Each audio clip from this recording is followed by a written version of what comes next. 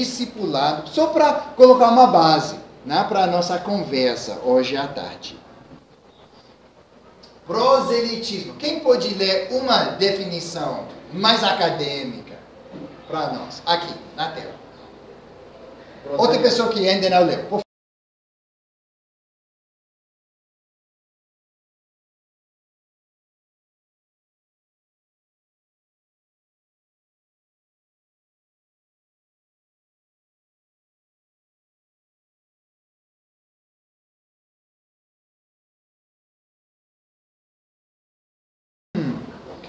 Converter a uma pessoa, convencer, e vocês já citaram esses verbos, persuadir, obrigar até uma pessoa. Essa foi uma definição que eu encontrei no Rede Globo, né, no site da Globo, porque em 2007 o Papa Bento chegou aqui no Brasil e começou a falar várias vezes, reclamando do proselitismo evangélico aqui no Brasil. Então o Globo publicava um artigo que se chama Entenda o que é proselitismo, palavra usada pelo Papa. E eles colocaram uma bela definição no início desse artigo. Quem pode ler para a gente? Outra pessoa.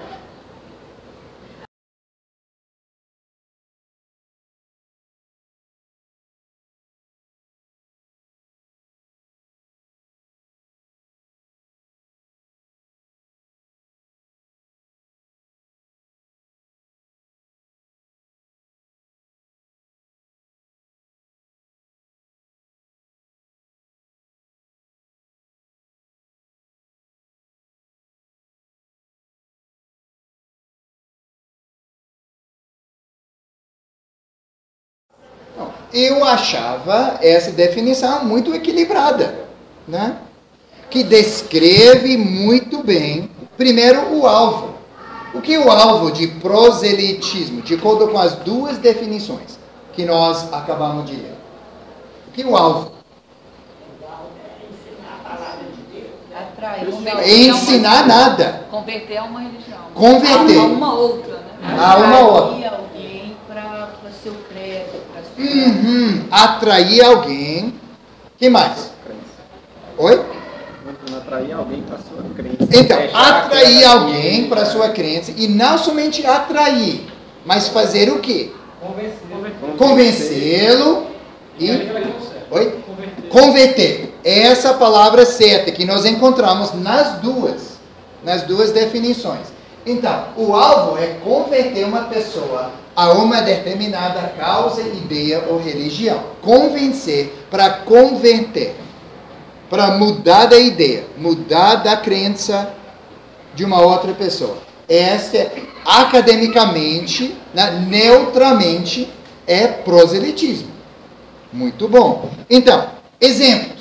Quem pode dar alguns exemplos? Por exemplo, isso aí pode ser aplicado só na religião ou no trabalho? Ok. Então, a gente encontra proselitismo não somente no âmbito religioso, mas em várias partes da vida. Mas vamos nos concentrar agora com proselitismo religioso. Quem pode citar exemplos na sua própria experiência de proselitismo? O proselitismo. Né? Testemunho de Jeová, domingo de Então, testemunho de Jeová, saindo de porta a porta para convencer alguém a aceitar as doutrinas das testemunhas. Os mormons também. Os mormons fazem a mesma coisa, de porta a porta. Toda semana. Oi? Eles fazem isso toda semana. Lá onde eu moro, eu vejo mesmas pessoas. Então, são muito comprometidas. Mas eu acho tão lindo esse gesto delas. Eu vejo assim, eles não sabem na porta de quem que vão bater. E eu tenho assim, não pela fé deles, pela crença deles, mas pela posição deles, Não. admiração. É verdade. Certa vez,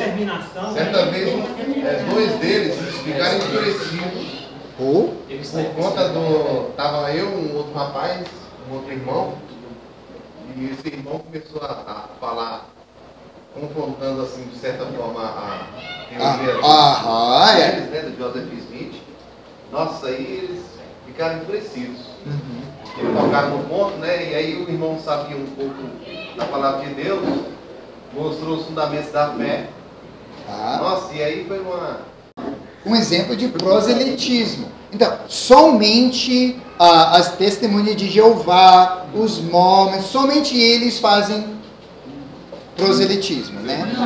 Não, Universal, né? Universal faz, ok? Na televisão, todo na televisão. Eu diria cada um de nós, ex-católicos. Por favor. Mudamos a fé, né? Eu acho que também nós, como cristãos em Cristo Jesus, fazemos proselitismo. Então, devemos. Ou até deveria fazer mais. Eu creio que eu também estava fazendo proselitismo. Eu estava na feira distribuindo folhetos. Ou então, ok. Até nossas igrejas, às vezes, nós saímos também para apresentar e convencer alguém a aceitar o que nós cremos. Tá? Esse proselitismo, gente. Se você vai apresentar o evangelho a alguém, a pessoa pode simplesmente ouvir o que você falou e crer. Mas se ela pedir para você provar, ela pode simplesmente falar quais são os seus argumentos, por que eu tenho que crer nisso, por que isso é a verdade. Você vai ter que fazer a defesa do evangelho, da apologética. Né? Isso é proselitismo. Agora sim, porque foi o que foi falado ali, o termo original, ele não necessariamente quer dizer que essa defesa tem que ser agressiva. Não. Isso tem muito mais a ver com isso. O sentido original foi neutro, né? Apresentar. Mas agora é negativo, né? Essa terminologia.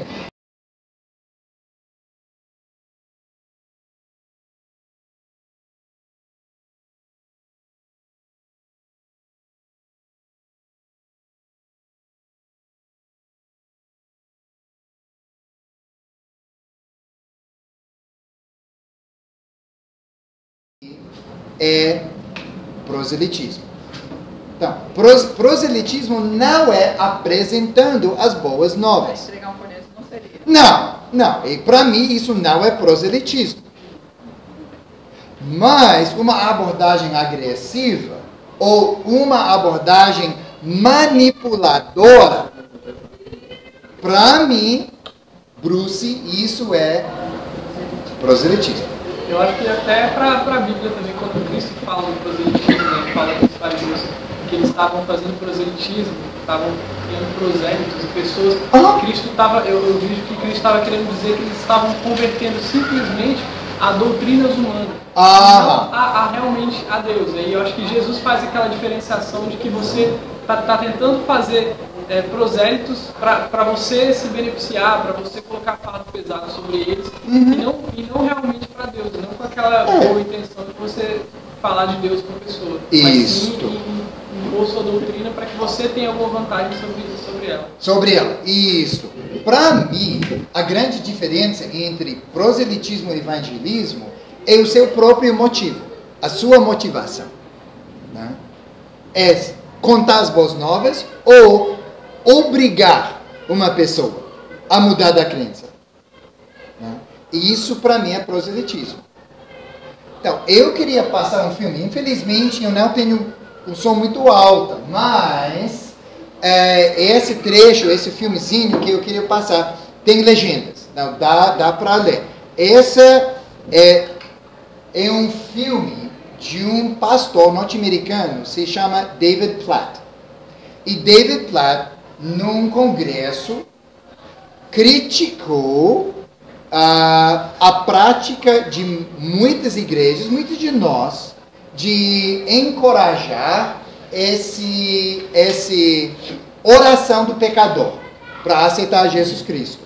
Né? E como que a gente usa a oração do pecador no momento de ou evangelismo ou proselitismo. Tá? E ele critica o que às vezes nós aceitamos sem pensar do significado da oração do pecador para aceitar Jesus Cristo. Então, vamos tentar aproveitar isso.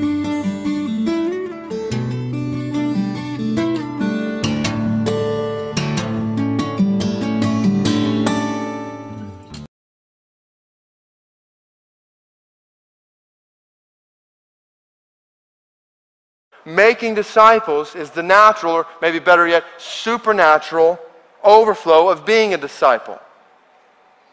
Proclaiming the love of Christ is the overflow of sharing in the life of Christ.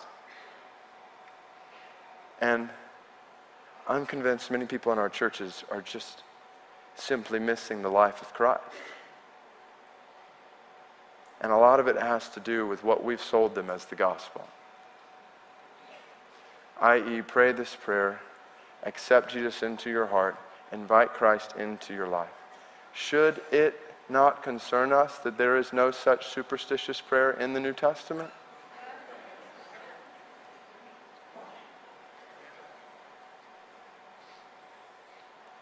Should it not concern us that the Bible never uses the phrases, accept Jesus into your heart or invite Christ into your life?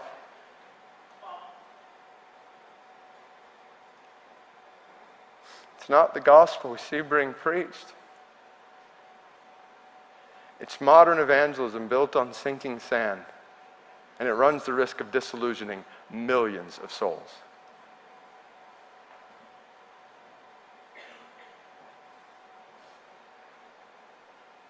It's a very dangerous thing to lead people to think that they are a Christian when they have not biblically responded to the gospel.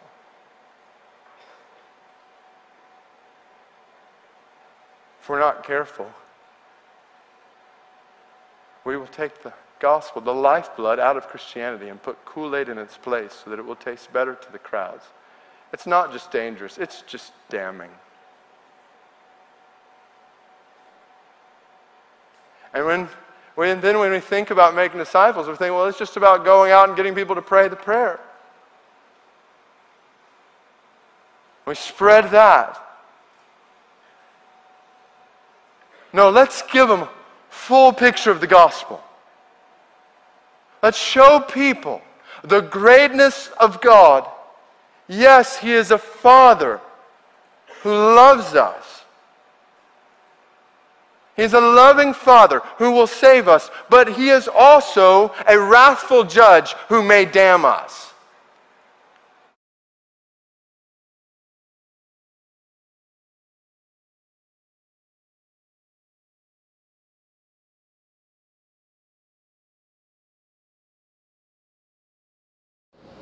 Então, eu não estou totalmente apoiando a colocação do pastor David Platt. Mas a crítica dele, olha, criou uma polêmica incrível no mundo evangélico, né? E acho que é uma boa autoexaminação do que nós pretendemos a fazer ou dizer para alguém. Ore essa oração, aceite Jesus no seu coração. Na linguagem, pastor, o apelo que a gente faz às pessoas. Isso, excelente. Convencer as pessoas. Isso. Muitas vezes por pressão, não vem aqui à frente e tal. Excelente, esse que eu queria dizer. Né? Como que a gente faz esse apelo? Né? O contexto da oração pode ser proselitismo. Uma forma de obrigar a decisão de uma outra pessoa. Abordagem. Isso, a abordagem, o contexto é que preocupa ele. Não? Ok. Então, é isso. É bom examinar nossa linguagem tradicional, né? Para evitar proselitismo. Tá bom. Eu vejo essa questão de você simplesmente falar que aceita Cristo. Acho que muita gente fica iludida com essa história de que acha que é simplesmente falar da boca para fora. E o aceitar, vamos dizer, entre aspas, esse aceitar Cristo é muito mais do que simplesmente você falar. Ótimo. O nome de Jesus. E essa é a preocupação do David Platt. E eu concordo com ele, nesta forma. Né? Às vezes, a gente ensina mais superstição, né, do que a fé cristã. Só ore, só fale essas palavras e de forma mágica, agora, você é cristão, você não precisa fazer mais nada, você não precisa ser discípulo, é só pá, sua conta está fechada. A salvação parece que vem de um ritual que a gente faz. Né? Então, e essa preocupação dele. Excelente. Algo mágico. Então, a gente tem que examinar. Por isso, estamos apresentando e destacando proselitismo. Porque proselitismo vem disso, né? Uma cura mágica, né? Um resultado mágico. Mas também tem o contrário. Pode ter aquela pessoa que passa a vida inteira na igreja. Se não houvesse apelo, ele nunca vai se converter. Concordo com você. Por isso a gente deve ter equilíbrio e entender o que ele quer dizer aqui. Ele não está, pelo que eu entendo, ele não está contra o apelo. Ele não até está contra a oração do pecador. Não. Mas o contexto, o que a gente coloca no apelo? O que a gente... De forma de fazer apelo. O entendimento. Muitas pessoas vêm até constrangido, até levantar a mão e aceita. Olha, então, acho que todos nós já passamos momentos nas igrejas, não em nossas igrejas, mas nas outras igrejas, em que o pastor prolongou o apelo 10 minutos, 15 minutos, né? Obrigando, chamando, fazendo muita, para mim, manipulação psicológica. Só para obrigar uma pessoa a se levantar e vir para frente. Aí se torna, às vezes, um ritual, né? A pessoa acha que esse é o ritual que faz você se tornar cristão. Não é você passar por esse ritual e você falar. Mas é o seu coração. Muito bom. Você conseguir enxergar quem é Cristo, quem é Deus e realmente colocar isso como a verdade da sua vida. E aceitar o Evangelho de Cristo todo, né? Excelente. Então, com essa, vamos continuar nossa caminhada para falar agora de evangelismo, né? Destacamos proselitismo. Agora, o que é evangelismo, né? E vamos começar com o que é evangelismo, o que é o evangelho.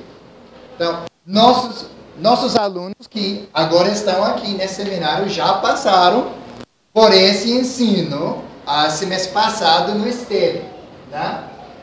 Evangelho. Evangelion é a palavra na língua grega que significa simplesmente boa nova, né? Ou boa notícia, né? O evangelho simplesmente é as boas novas, né? Boa notícia.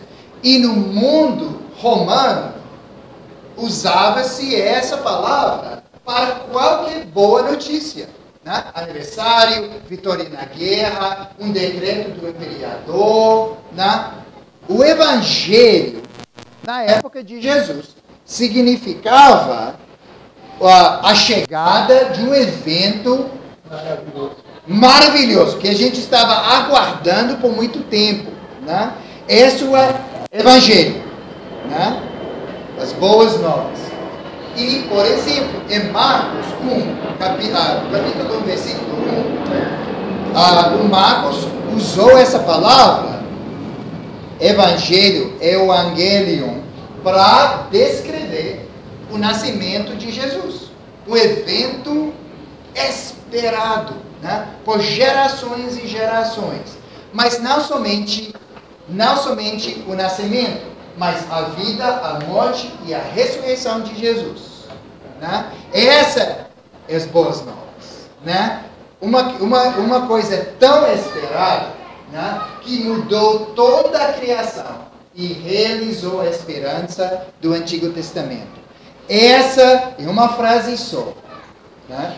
As boas novas, né? O Evangelho de acordo com Marcos.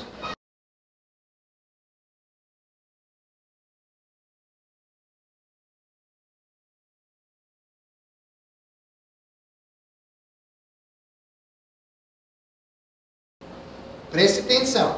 O Evangelho nunca se encontra sozinho. Sempre O Novo Testamento fala do Evangelho. Um fato histórico. As boas novas do reino de Deus. Mas no Novo Testamento não fala-se de salvação. Simplesmente as boas novas da chegada da presença do reino de Deus. Essas são as boas novas. Voltem, né, para estudar. Toda vez que se encontra evangelho, é sempre o evangelho do reino. Jesus saiu de povoado a povoado, declarando o quê? As boas novas do reino. Não da salvação. Eu não estou dizendo, ele não falou da salvação. Salvação não é importante. Mas as boas novas para Jesus é as boas novas da presença do reino, ou melhor dizer, do reinado de Deus. Deus presente, Deus ativo em nosso mundo. Então, já destacamos agora o substantivo, o evangelho. Agora, o que significa o verbo evangelizar? Né? O que é evangelizar? Evangelizo, na língua grega, é trazer uma mensagem, anunciar uma boa notícia, né? Simplesmente.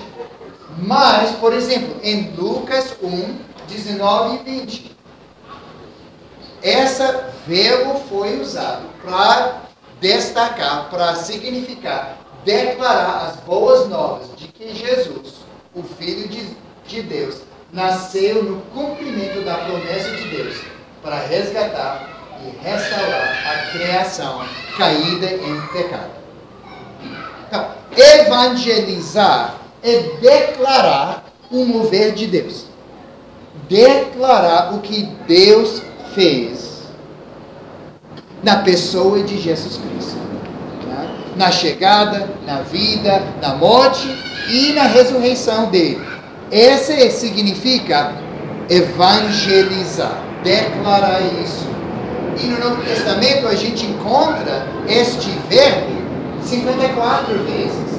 E muitas vezes nossa Bíblia traduz esse verbo pregar o Evangelho, ou pregar a boa notícia. Ou às vezes evangelizar. Mas só declarar as boas novas, pregar o Evangelho é evangelizar no sentido do Novo Testamento, né? No uso. E, gente,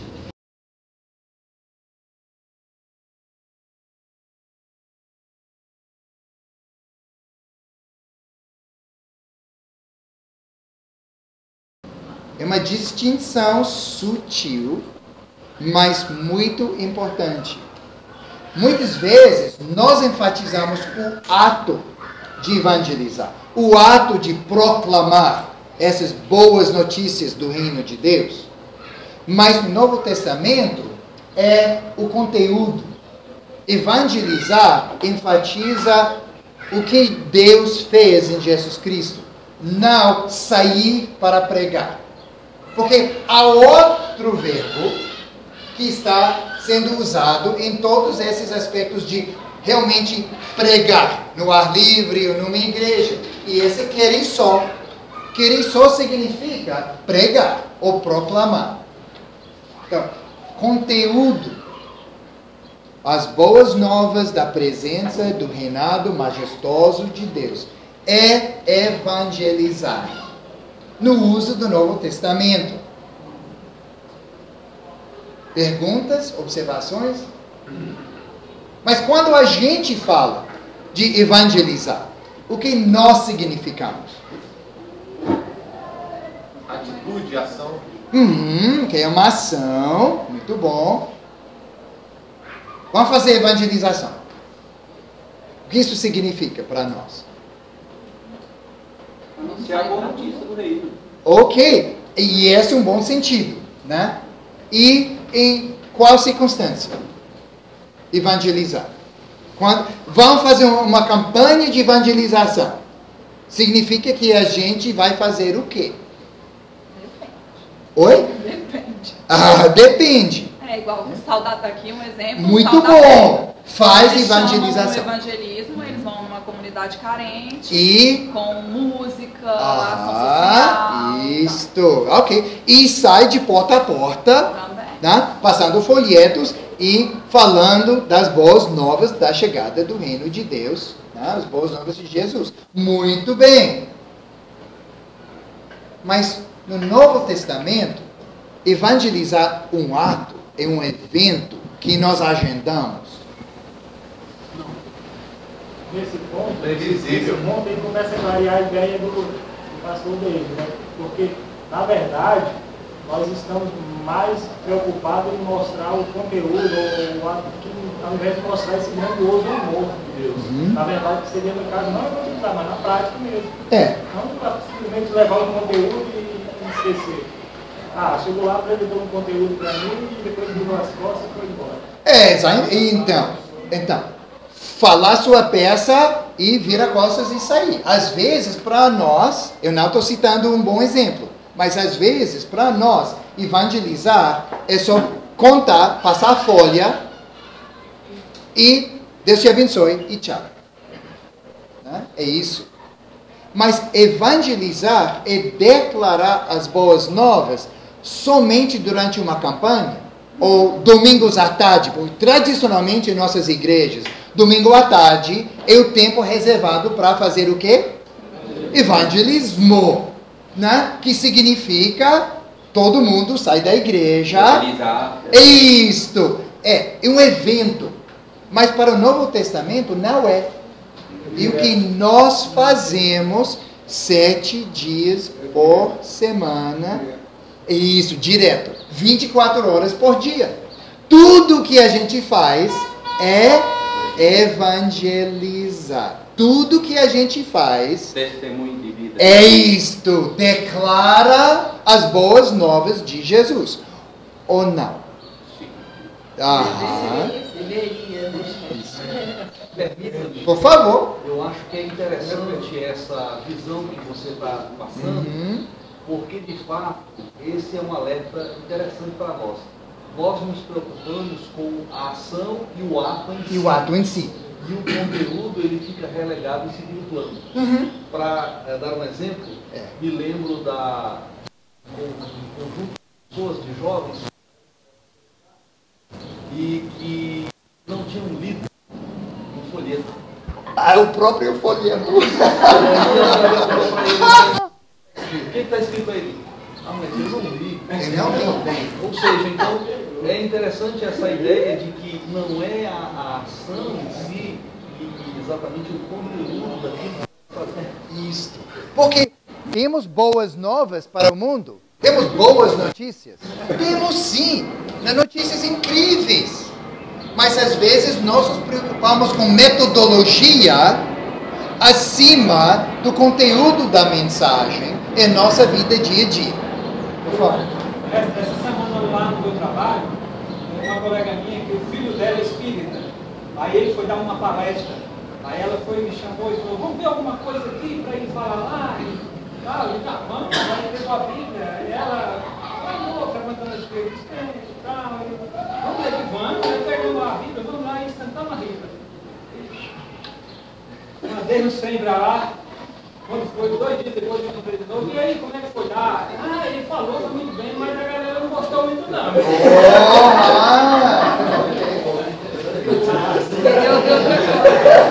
Diz que a turma lá não gostou muito não. Não gostou muito não. Isso aí. Então, muito bom. Então, a gente pode fazer proselitismo sem pretender, né? Ou a gente pode fazer ou não evangelismo, né? Porque às vezes a gente esquece do que realmente é evangelizar em nossa vida. Mas agora discipulado. Agora nossa terceira palavra, né? Para hoje à tarde. Alguém falou que muitas das vezes a nossa vida é a primeira Bíblia que uma pessoa descrente vai encontrar? Né?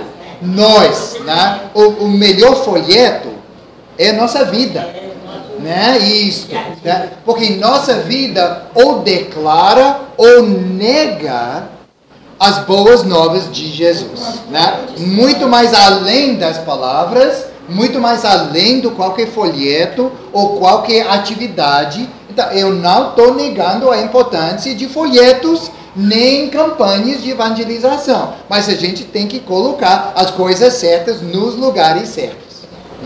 Eu lembrei falando de evangelismo, eu lembrei de um texto bíblico que é o de Pedro indo na casa de Cornélio. Para mim aquilo é evangelismo. Ele foi na casa de Cornélio e ele foi demonstrar o conteúdo do evangelho. Ele começou a falar do evangelho na casa de Cornélio e aí toda a família dele. Mas a presença dele na casa do Cornélio, um judeu fiel, um rabino, numa casa de um pagão, em si é uma declaração das boas novas de Jesus, sem até abrir a boca. Não, mas ele começou, ele seguiu a presença dele com as palavras certas. E olha, o Espírito Santo chegou e vai. Então, mas boa.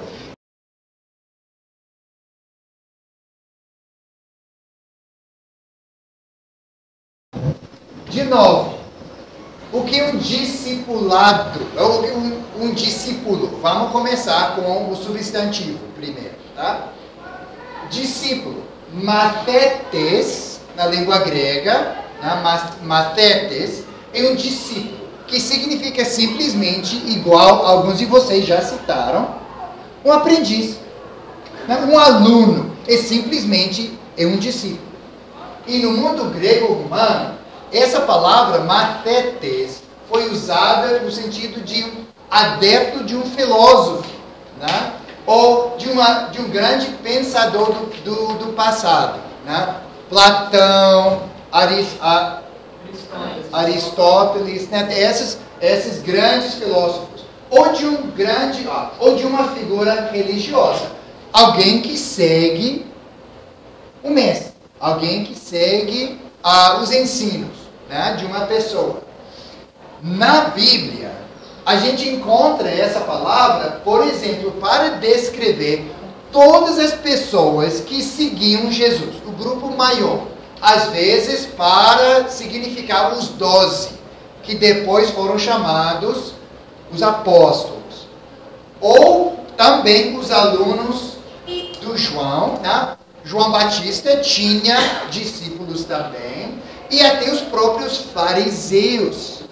Na Bíblia, tem pessoas chamadas discípulos também. É a mesma palavra que talmudim? Então, na palavra hebraica, talmudim é discípulo na língua grega. Isso. E o pastor Ed Renekiewicz está enfatizando muito essa palavra, ou em hebraica ou na língua grega. Né? Então é muito importante resgatar o que realmente significa um discípulo e a nossa identidade.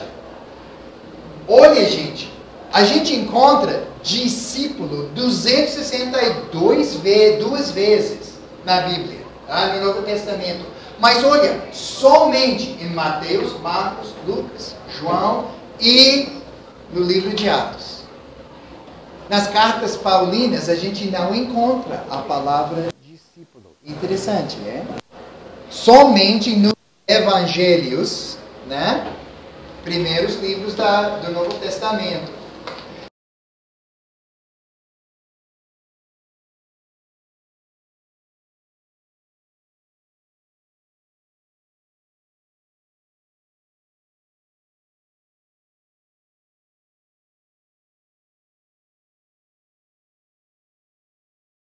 Do mestre.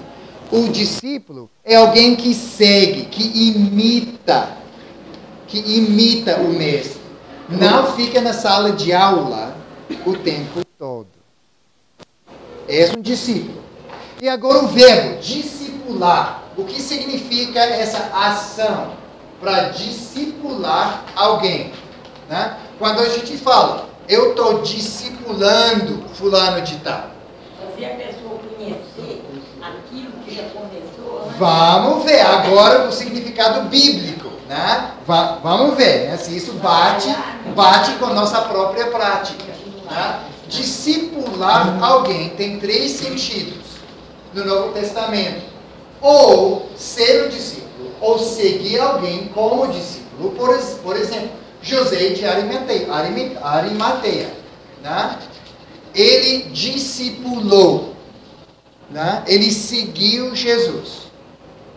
Ou para fazer alguém um discípulo, para treinar alguém a viver como discípulo. Alguém que segue o mestre e treina uma outra pessoa a fazer a mesma coisa. E a gente encontra isso. Por exemplo, em Derbe, né, o Paulo descreveu, o Lucas descreveu isso. Ou discipular pode significar ser treinado, ser disciplinado ou instruído. Né? E olha, em Mateus 13:52 é muito interessante. Discipular é ser instruído quanto ao reino dos céus, o reino de Deus. Né? Igual achar um tesouro. Tá? Ser um discípulo, ser discipulado, igual achar um tesouro. Tá? Interessante.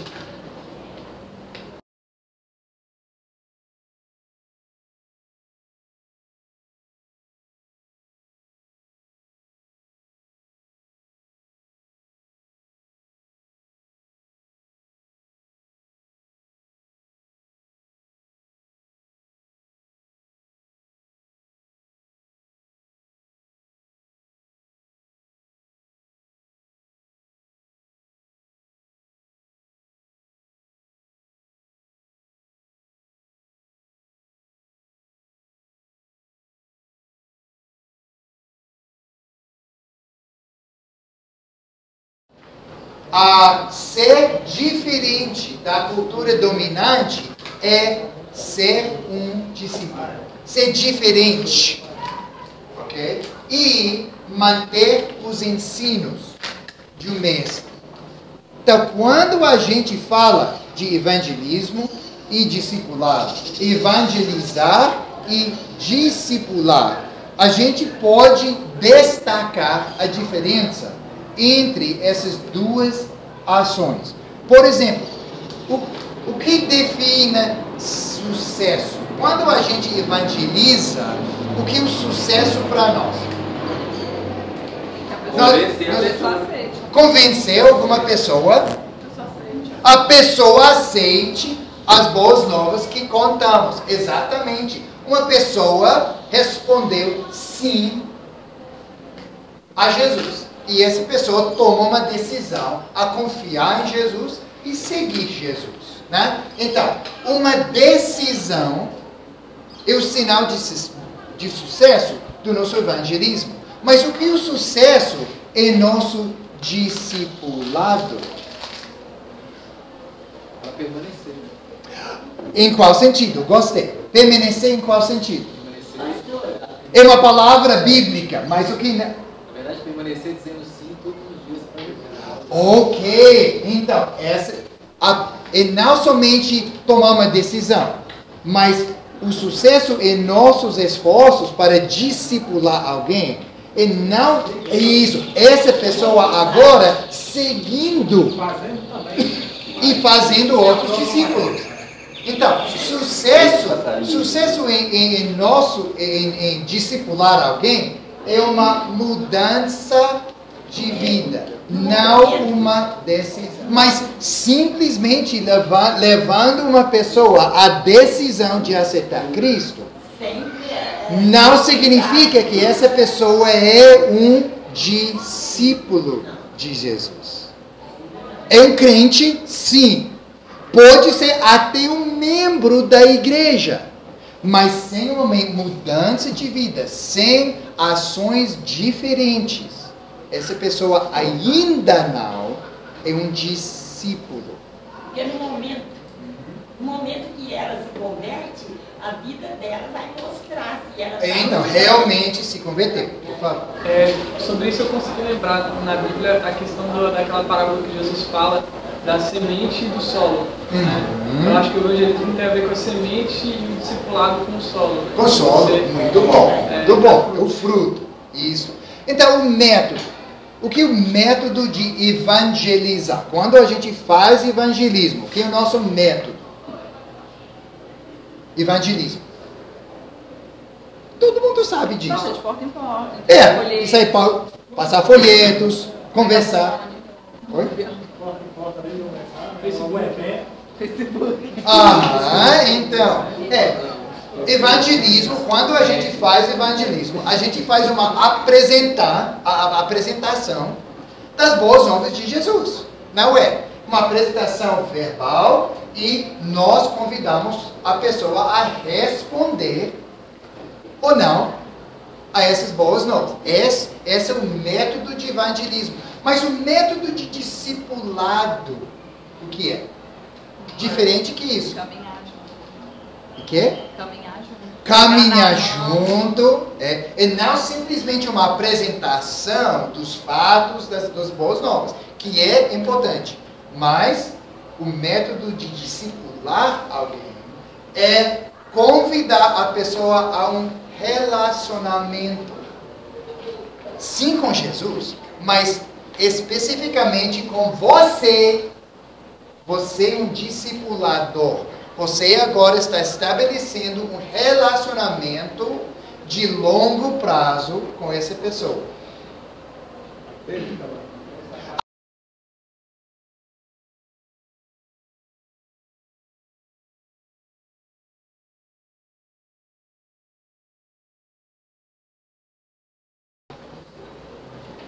O método de evangelismo pode ser muito rápido. Uma conversa de minutos ou pode ser até horas. Mas discipular implica tempo, compromisso, caminhar com essa pessoa.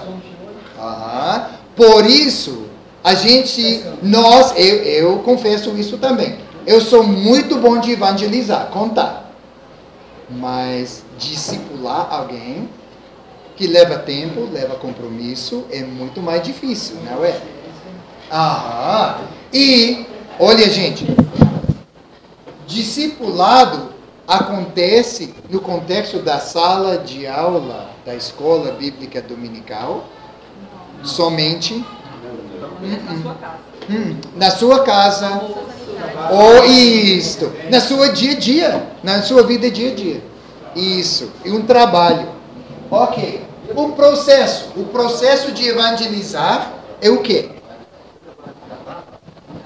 Você apresenta o conteúdo, né, do evangelho e convida o não cristão a responder. Esse é o processo. Mas discipular uma pessoa, o processo é convidar uma pessoa não cristã a um relacionamento que permite essa pessoa a confiar e seguir os caminhos de Jesus. Pastor, eu achei que o discipulado já era para um cristão. A pessoa já tinha dito sim no evangelismo. Eu queria desafiar essa crença em nossas igrejas, mas qual desses vem primeiro? Evangelismo ou discipulado? Essa crença tradicional em todas as nossas igrejas. Mas eu queria desafiar daqui para frente essa crença nossa. Porque eu acredito que discipulado começa primeiro. Que leva uma pessoa a crer e a aceitar. Mas essa minha atitude é muito mais forte. Com certeza, a possibilidade de ele desistir depois de discipular é muito mais difícil. Muito. Ele já acreditou, já está confiantemente, já está acreditando. Agora a outra não, qualquer coisa. Concordo. Mas o evangelismo, muitas vezes, é uma abordagem que você faz verbal. Já discipulado é alguma coisa que você vai gastar tempo, vai estudar, vai ensinar. Concordo. Todo diferente. Muito diferente. É isso. Muito bom. Então, só para finalizar, os nossos pressupostos, né? O que nós acreditamos, né?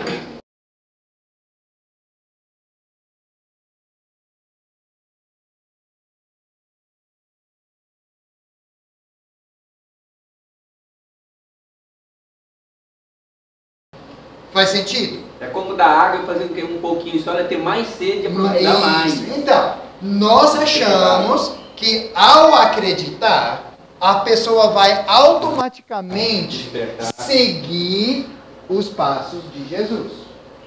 Sem pensar isso, a gente acredita isso, não é?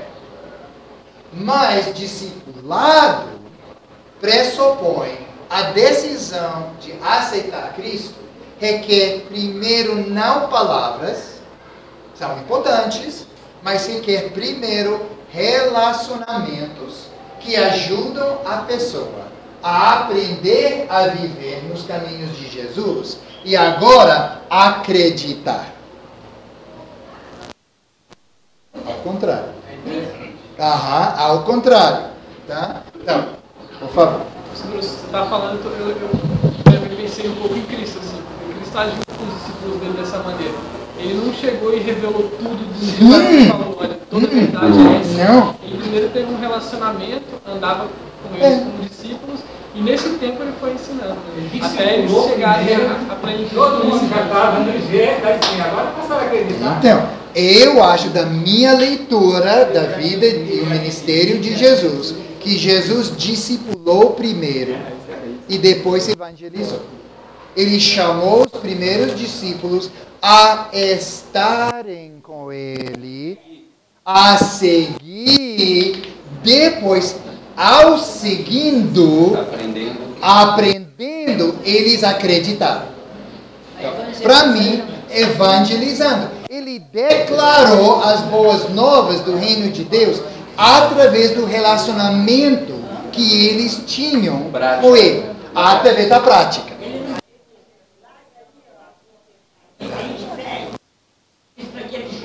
Isso aí, vem e segue. Ele não vem e acredita. Não. Só me segue. Não. Então, muito interessante. É muito interessante. Então, proselitismo, evangelismo, discipulado são coisas distintas, diferentes. Eu acho que o evangelismo muito bem, não atende para o discipulado. Às vezes você tem uma passagem rápida na vida de alguém. Você não vai ter tempo de discipulado, mas pode ter o tempo para evangelizar. Isso é muito bom. Eu concordo. Você vai evangelizar. O tempo é limitado. É limitadíssimo. Eu concordo plenamente. E nos outros casos, realmente, a aproximação e essa leitura que a pessoa faz da vida do outro, ela é de fundamental importância para esse conhecimento. Ótimo. Ok.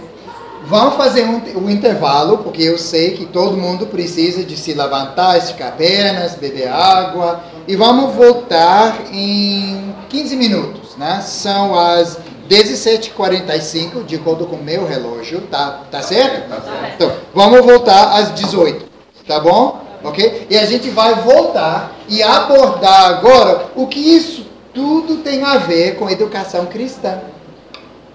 Muito bom. Ok? Vamos fazer intervalo.